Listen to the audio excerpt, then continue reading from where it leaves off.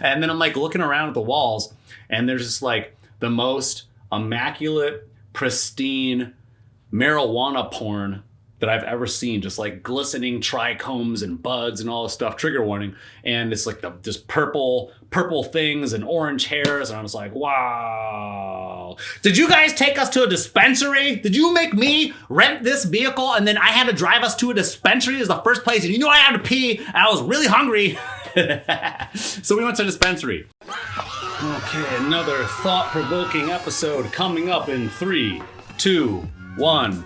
All right, welcome back to Getting Sober, again. My name is Jay, and today we are going to talk about being California sober. But first, make sure that you are subscribed to this channel by hitting the subscribe button down below, and make sure all your bell notifications are on so you know exactly when I have new episodes out. And then also too, when I post in the YouTube community that is now a feature of this channel, I get to post in a social media format in the community tab and ask you questions or just say hello. So with that, make sure that you leave a comment for me or somebody else in the community down below in the comment section, and give this video a thumbs up if you like it, and even if you don't. All right, let's get started. So as you know, yesterday's episode, I talked about sobriety is mine, and I don't want to give it back. And that's true. I'm definitely not going to give back my sobriety. After you get so much momentum with anything, whether it's sobriety or your education or a relationship or whatever, we tend to hang on to those things for better or for worse. But we also do that when we're drinking,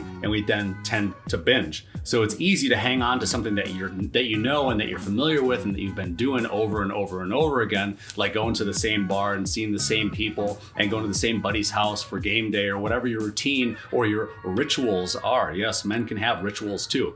So when I talk about sobriety being mine and I don't want to give it up, I don't want to give it back, it's like true, I'm protective of it, and I hope that you get there. And with that being said, and I've said this in previous episodes, but I hope that you get to a point in your life that you don't have to watch these videos anymore. And I'm very grateful that you are watching these videos, and a lot of you are commenting that you're binge watching these episodes, and that makes me feel really nice.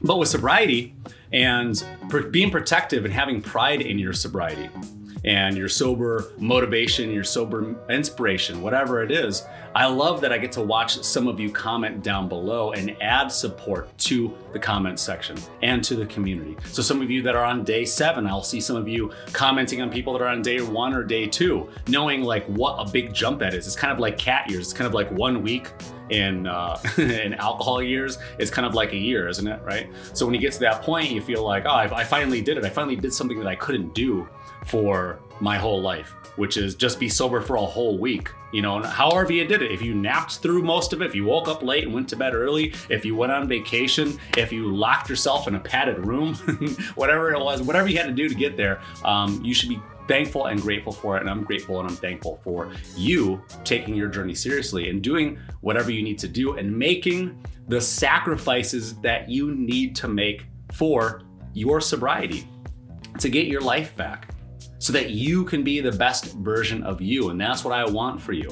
It doesn't matter to me if you stick around and you watch every single episode. If you haven't watched every single episode, comment below. But I bet nobody's gonna comment below because nobody's watched all 5 episodes plus a couple of updates. I have, but I had to because I edited them, right? But use this channel as you will. And I always tell people, if you're trying to get to the 30-day mark, and if it helps you to comment below, to comment and say, I'm on day 4, I'm gonna read the comment, I'm gonna respond.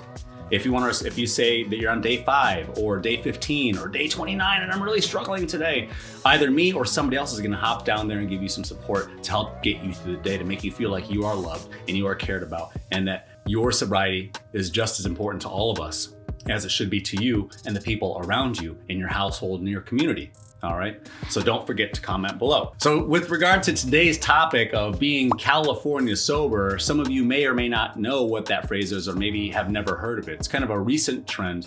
California, as you know, marijuana is legal recreationally and medically, along with however many states, I don't know off the top of my head, what is it, like 13 states, I think, have recreational marijuana now, and however many states have medical marijuana. I should look that up before I made this episode, but I'll put the information on the screen. California is very pro marijuana. We all know that. So the phrase being California sober means that you abstain from everything except for marijuana. That's basically it. And so some of you know that I had just spent time in California. I was there for 420 weekend. I actually came back to Cleveland. I came back to Cleveland on 420. And it was like 30 degrees, and there was like a snowstorm that was supposed to happen, which I woke up today to this, and that made me feel like this. But what are you gonna do? So my hope and my dream and my prayers are all to help to guide me out of this very cold place so I never have to spend another winter here again. Amen. Amen. All right. But being California sober, you abstain from anything and everything except for marijuana. And then everybody's definition of sobriety is going to be a little bit different. And there will be a future episode with regard to how I handle my day to day, and what I may use or what I may not use, even if it's something as simple as coffee, right? And I know that some people down below are commenting that they're taking as much as 1,000 milligrams of caffeine a day, and knowing that that's going to give them headaches or give them other physical symptoms that they don't want to have to deal with, that maybe are creating more of a problem than it's worth to begin with. So being California sober, I also want to talk about marijuana just in general. I talked about in a previous episode was cannabis and alcohol use, whatever the name of the topic was. But I talked about that, and so off rip here, let me just say, anything that you're going to use to escape is unhealthy, right? And that could be anything. It could be your relationship, when you're using somebody to just get the dopamine release and have just like the love chemicals just popping and flowing through your brain and making you feel good, making you forget about or caring about taking your life more seriously or finishing that degree or that certification or trying to get that promotion or whatever it is. We can use people just like we can use drugs or alcohol, right? Whether it be video games and you're coming home from working all day or school all day, and then you're just sitting there playing video games for 8, 10, 12 hours a day. If it's a habit, then your life's out of balance, right? It could be food, it could be sports, it could be anything. So when we find ourselves in a place where we're using something to escape and we're spending an unreasonable amount of time in that escape, we know that's unhealthy. You could say that marijuana is a medicine. And I know that some of you are not gonna say that. Some of you are gonna say, oh, marijuana's a drug, and drug's a drug, and spade is a spade. So you're entitled to say whatever you want to say. But for some people, they're definitely gonna argue to counter with regard to the medical benefits of THC, marijuana, etc. And it is not my job to convince you to do one thing or another. And a lot of you know from previous episodes, like I don't smoke. I will occasionally dabble, and I will admit that while I was on my California trip, I dabbled to the tune of no.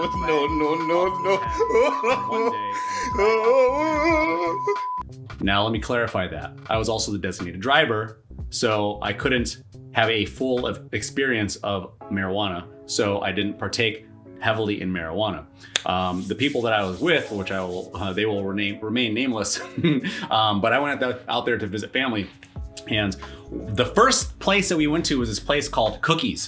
And so I had to we rented this like awesome Mercedes SUV.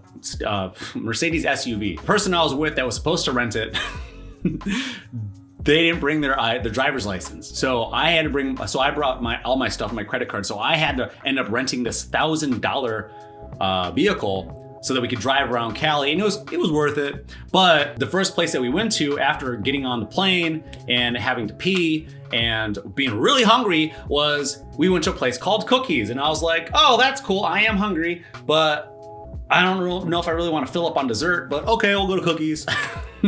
So we get there, and then like there's like this fence. It's like this big gate, like this big fence, the metal fence. And they're only allowing a certain amount of people in. There's like a security guard on the outside of the gate. And then, so they're either letting you in or they're not letting you in. I'm like, that's odd. Okay, maybe, I don't know, maybe a bunch of rappers come here, whatever. Who knows? Who knows how, this must be a high profile place. I don't know, they need security. So then we park the car somewhere else, walk inside. Then there's another security guard at the door, and they're like wanding metal detecting people and patting people down. It's like, this is really weird to have dinner or patting my pockets. And not that there's anything in my pockets, but so we go in there and we go in the lobby, and then we have to give them our IDs, and I'm just like, what is going on? And then we sit down in the lobby, and I'm just like sitting there, and I'm grumpy. Like, I don't know about you, but I get hangry. And I was about to be in brat mode, and I still had to pee really bad. And I was really hungry, and I didn't want any cookies. And then I'm like looking around at the walls, and there's just like the most immaculate, pristine marijuana porn that I've ever seen, just like glistening trichomes and buds and all this stuff, trigger warning. And it's like just purple things and orange hairs. And I was like, wow. Did you guys take us to a dispensary? Did you make me rent this vehicle? And then I had to drive us to a dispensary as the first place. And you know I had to pee. And I was really hungry. So we went to a dispensary. And I didn't get anything. I just did this the whole time. And I was just looking at everything. I was like, they're like, can I help you? I was like, yeah, no, I don't want any help. Do you have a bathroom? So I finally got to go to the bathroom, right?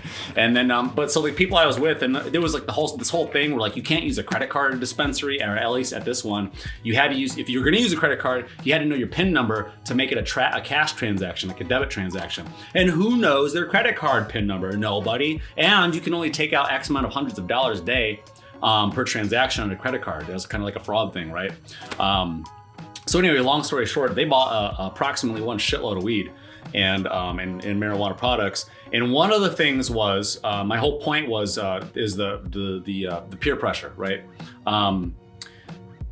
One of the things that was purchased was a $120 joint. So long story short, it was like 4 grams of weed and other stuff in this one pre-roll, which is like big and fat and like in raw cone or whatever. And then there was like 500 milligrams of THC in this one thing. To put that in perspective, like when you get like if I don't know if you're familiar with smoking weed or not, or like vape pens or whatever. If you get a vape pen cartridge, the small ones typically have something like 500 milligrams or whatever of THC in them. But this joint, if you'd smoked this thing to the face, would have been basically like smoking an entire THC cartridge to yourself. So nobody did that, and thank God. And I was like the voice of reason. I was like, and people are all hesitant. It was like a bunch of cousins and stuff were there, and there was like, oh no, I don't really party like that since I had the baby. And I was like, yeah, I don't have to party like that now either. You don't have to do that. And I was like, I'm not doing that. And they're like, you're not smoking? I'm like, no, I'm not smoking. And then like the main ringleader of this peer pressure situation was like, you're not gonna smoke this, it's $120. Like, well, you came all the way out here and you're not gonna smoke for 420 weekend. I was like, I have a sobriety channel. I'm not gonna smoke it. It's ridiculous. I know my limitations. I don't like weed, so knock it off. And then he's like, well, if I had somebody pass around shots of Louis for 15th or 14th or whatever the shot is, and it's $120 a shot, I wouldn't just say no. It's like, yeah, but you don't run a sobriety channel, so I'm not gonna say yes either. So back off. So that's my little rant about Cali. But the whole thing about me smoking, I've always said that like I've always had a healthy relationship with drugs. I don't have a drug problem. I mean, like I've never been like, oh boy, I can't wait to like go escape on drugs for the whole day. I've never been that type of person. It's always kind of been like, if it's around, I might dabble. And sometimes if I felt like doing something, I might purchase some. But that's a whole different story. But so my discipline with things outside of alcohol are pretty firm. I would bet any money on me to not have a problem with any of that stuff. Which is not to say that I do it regularly or really ever, but I could definitely say no to weed. I just didn't say no this past weekend, and it's not on my conscience. It's not really on my mind. So I just want to clarify. But with regards to like being California sober, I think that whatever you do with your life and whatever your journey is, I made this channel about being sober from alcohol, and the underlying tone wasn't like, well, but I'm still gonna do drugs or whatever. Like, oh, then I'll just like switch over and like be a pothead. That wasn't like the agreement. The agreement was I'm gonna be sober from alcohol and do my best to just be, abstinent from whatever else that I think that might be causing me harm, which I'm doing. So that's part of my journey. And then some people might be like hardcore, straight edge, and they may be like, well, I'm not gonna watch porn, and I'm not gonna do drugs, and I'm not gonna consume caffeine, and no alcohol, no nothing. I'm just gonna be just hardcore, just that's it. I'm in it. I'm in it to win it. I'm all sober. And that's if that's what works for you, awesome. Then that's what works for you, and that is your journey. I'm not trying to be in a place where I'm high and mighty and self-righteous and scorning down you for not doing this or that, or like, oh, that's back to day one again. Like, whatever you had, it's a journey, and we have to be patient with ourselves on that journey. And we are practicing sobriety until we become professionally sober, right? So, but for most of us, we know that we are retired or trying to be retired, or we are semi-retired professional drinkers, and we want to be definitely retired drinkers. And then for some of you that are watching this channel, you don't want to give up alcohol entirely. And I get it. Maybe you don't think that you have a problem. Maybe you're the type of person that's watching this and you didn't get a DUI. Maybe it didn't wreck your home life. Maybe you didn't really spend excessively. There are definitely people in the comment section, because I read all of your comments. There are some people that are just like, yeah, I would just go out, like I would drink like maybe once a week. And I think some of us are just like, what? You only drank once a week? Not once a day, or like not once every hour. So everybody's different on your journey. And that's why it's fascinating, because that's why I always say, like, comment below. Like, you might not think that your journey is special, or maybe you think your journey is definitely special. There are some of you in the comment section that are special. There are some special stories down in the comment section. So for some of you, I think, I don't think I know. Some of you are to watching these videos, and some of you are, making a batch of popcorn and you're down in the comment section just reading, like, oh my goodness, at least I didn't get that far. I'm not that bad off. So you are also providing inspiration to this community, right? And that's why I always say comment below, because I haven't heard your story before, and nobody else has heard your story. And here, case in point, like yesterday I had, by the grace of God, I got like 93 subscribers yesterday. So if you subscribe, or if you left a comment 3 days ago, chances are those 93 brand new people never read your comment. And statistics, I don't know what the statistics are anyway of people, like maybe 10% are even gonna read the comments, or participate in the comments, whatever it is. But I'm me, and I have my life experience, and you're you, and you have your life experience. And however it is that you choose to be sober, and whatever it is that you choose to do in the absence of using alcohol is entirely up to you. This is a forgiving community. This is a forgiving channel. I'm a pretty forgiving dude, unless you leave a nasty ass comment below. Don't do that. But your journey is your own. And with regard to, being California sober, I'm not talking too much in depth about being California sober, because it's pretty simple. You abstain from everything except for marijuana. But now, as especially like in this generation, like the millennial and Gen Z generations, we're becoming more open and accepting to saying no to something that's clearly getting in the way of our own personal happiness and success, which is alcohol. We know that it's detrimental to our health and to our overall well-being, and doesn't allow a whole lot of room for things like self-care.